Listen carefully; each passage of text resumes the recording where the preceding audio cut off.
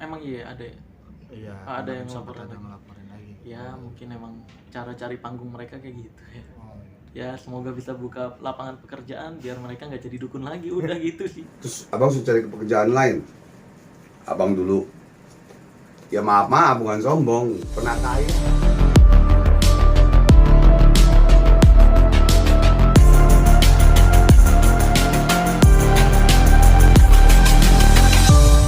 Ini panggung. Begini ya, sekarang abang mau tanya, ya, mau pengacara, mau artis, siapa yang nggak cari panggung? Pengen tahu? Untuk nyari pansos nggak? Abang bikin laporan itu atas dorongan dari kawan-kawan yang paranormal ya. Ya dari paranormal mungkin hampir se-Indonesia. Malah abang juga mendoakan, ya Allah ya Rabb, jadikanlah orang-orang yang syirik, hasud, dengki, fitnah, zalim kepada abang, ya terutama pesulap merah, mudah-mudahan diberikan taufik hidayah oleh Allah Subhanahu wa taala. Dan semuanya deh, siapapun orangnya, diberikan taufik hidayah oleh Allah Subhanahu wa taala, diberikan kesadaran, dan hanya Allah yang Maha menghukum. Gitu kan? Pekerjaan lain enak aja, emang dia mau gaji abang? Hah? Abang 38 tahun menjadi paranormal, spiritual ya alias. Terus para psikolog, metafisika. Kalau abang tambahin aja alias dukun, dukun. Abang 12 jam, 13 jam duduk di sini. Dukun, duduk tekun. Belum, kadang-kadang belum tekun juga. Itu aja. Udah tanggung sekarang mah. Abang aslinya dukun tukang urut kok. Abang sunat sama dukun sunat. Dukun ada 3. Maka abang beli kamus bahasa Indonesia tuh. Arti dukun apa? Ini. Arti spiritual apa, arti paranormal apa. Gitu. Jangan menyamaratakan semua, ya kan? Dukun ada 3. Ada dukun sunat, dukun beranak. Sekarang dukun beranak sama Indonesia sama pemerintah dijadikan bidan. Kan begitu. Nah, terus ada dukun herbal, menggunakan ramu-ramuan. Ya. Oh di Cimanet, TTKD itu pakai ramu-ramuan. Dukun. Ada dukun menggunakan doa-doa, mantra-mantra atau ayat-ayat Allah. Terus abang sudah cari pekerjaan lain. Abang dulu, ya maaf bukan sombong, pernah kaya. Sebelum Marcel kaya, abang udah kaya duluan. Sebelum Marcel jadi artis, abang udah jadi artis duluan. Dan abang buat film Pemburu Anggrek Indonesia. Sutradaranya abang, produser eksekutifnya abang, terus pelaksana abang, ya, abang yang membiayai 2 episode untuk master bikin film. Mau diterima sama Indosiar, waktu itu 12 juta, abang minta 15 juta per episode ya. Jadi dan abang penasehat Asosiasi Artis Indonesia, Ferrari. Ya ini bukan sombong ya, abang masih fakir, hina, pendosa, zalim di mata Allah.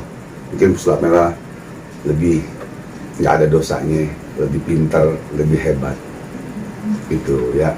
Jadi abang suruh ganti profesi sampai mati demi Allah tidak akan berubah menjadi spiritual alias dukun, karena abang bisa berangkatkan haji kedua orang tua, bisa kuliahin anak dan lain-lain, bisa bersedekah anak yatim abang 150 anak yatim, janda-janda jompo 60 anak janda-janda jompo.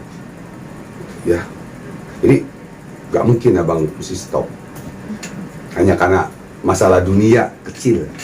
Ya hanya masalah dunia kecil, kita tidak bawa mati. Yang kita bawa mati cuma amal ibadah, ilmu yang manfaat. Ilmu yang manfaat inilah yang abang ajarkan kepada orang-orang, bagaimana dia bisa mengobati dirinya, keluarganya, agama nusa bangsa dan orang lain. Nah, jadi dari dulu sampai sekarang, cuman dengan cara abang rubah cara dengan yang lebih baik, yang lebih bagus, yang lebih simpel. Buat mungkin mereka ini kan pengen ngerasain diliput gimana sih. Ya udah. Tapi gitu kalau kan. dari lu sendiri ngerasa bakal mengadukan balik sih? Ya nanti lihat aja sih, karena kan itu perlu diobrolin juga sama Bang Sunan Kalijaganya, nanti sama HAMI, sama seluruh HAMI, Himpunan Advokat Muda Indonesia. Ini kan sebenarnya hal yang terus dibuat-buat sama mereka kan. Seolah-olah gue dibilangnya bahasnya dukun pijat.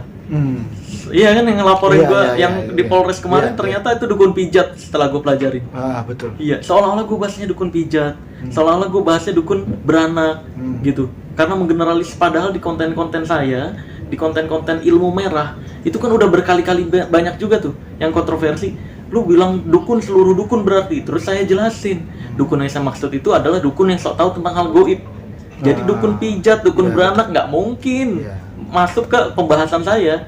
Bukan dukun yang saya maksud. Lagi pula di setiap agama, dalam Islam ya, dalam Islam kan ada kata-kata yang hadis-hadis yang menyebutkan barang siapa yang mendatangi dukun, salatnya tidak diterima 40 hari. Itu kan nggak ada kata oknumnya. Ketika mereka nuntut harus pakai kata oknum, berarti hadis-hadis semua yang ada dan ayat Al-Quran yang menyebut dukun harus ditambahin oknum. Gitu. Saya tanya balik. Iya, saya tanya balik nih. Apakah kamu semua menuntut yang selama ini di Al-Quran ada, di hadis ada, di translate-nya, berarti harus dituntut tuh mereka semua. Karena dari dulu itu translate-nya dibuat sampai sekarang nggak ada kata oknumnya tuh. Ya kan? Berarti silahkan suruh revisi itu semua dulu, baru saya mau nyebut kata oknum. Gitu.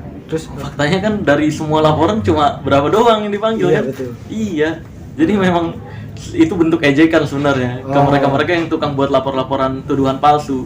Karena saya dapat info dari polisi, makanya ketika di BAP tuh saya sama polisi banyak ketawanya. Iya, saya banyak ketawanya, makanya kayak nih polisi jangan-jangan lama-lama jadi temen nongkrong gua nih. Karena setiap BAP tuh ketawa-ketawa, ini emang ada aja sel gitu-gitu. Ini emang yang ngelaporin nih dia dikenalnya udang gitu. Jadi bikin laporan-laporan terus gitu. Iya, laporan tuduhan-tuduhan yang nggak jelas. Gitu. Nah, kan kemarin itu kan kayak saya mancing nih. Kalau berani laporin pakai nama pribadi, jangan pakai nama orang lain kan kemarin gitu. Saya bilang kan dukun pengecut gitu. Ya kan? Ada yang kepancing nih. Dukun-dukun asli-aslinya nih mulai laporin pakai nama mereka sendiri. Nah, dengan kayak gitu masuk perangkap saya. Hati-hati. Saya pasang kail, si makan malah. Waduh. Ternyata dukun tidak sepintar itu.